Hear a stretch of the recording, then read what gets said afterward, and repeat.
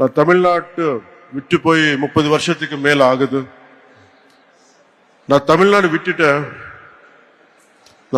விட்டுட்டு போயிருக்கலாம். ஆனா தமிழ்நாடு என்னை விட்டு போகல. தமிழ்நாட்டை தான் விட்டு சென்றால் தமிழ்நாடு என்னை விடவில்லை என ஆந்திர துணை முதல்வர் பவன் கல்யாண் தமிழில் பேசி அசத்தியுள்ளார். நான் தமிழ்நாட்டில் வாழ்ந்திருக்கேன், சென்னையில வளர்ந்திருக்கேன். நான் தமிழ்நாட்டு விட்டு போய் 30 வருஷத்துக்கு மேல ஆகுது. நான் தமிழ்நாடு விட்டுட்டு போயிருக்கலாம். ஆனா தமிழ்நாடு என்னை விட்டு போகல. ஏன்னா தமிழ்நாட்டு என் மேல ஏற்படுத்தின தாக்கம் ரொம்ப ஆழமானது.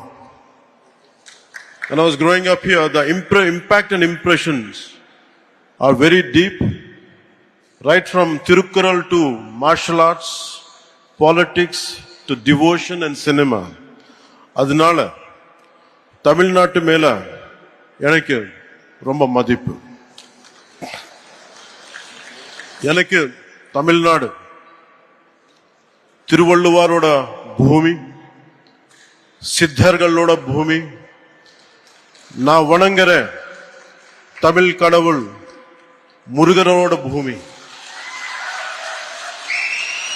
மகாகவி சுப்பிரமணிய பாரதியாரோட பூமி.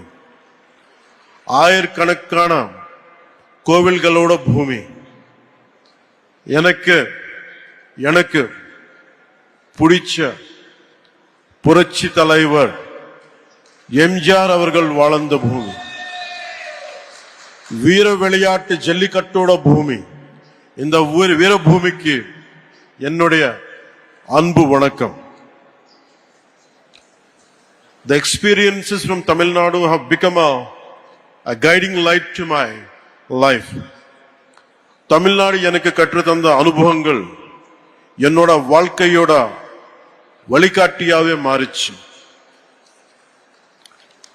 Today this seminar is about one nation and one election.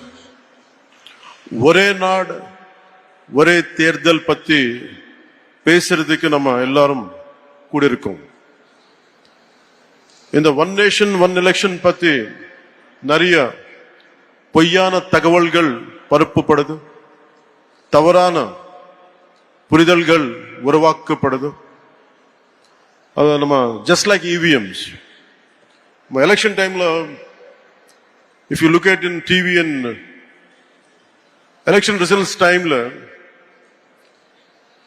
அவர் ஜெயிச்சா EVM சூப்பர் பான் சொல்லுவாங்க. அவங்க தோத்தா EVM டேம்பர் பண்ணிருக்காங்கன்னு சொல்லுவாங்க. இன்னும் என்ன சொல்லுவாங்க, EVM மெஷின்ல சூடு வச்சுட்டாங்கன்னு சொல்லுவாங்க.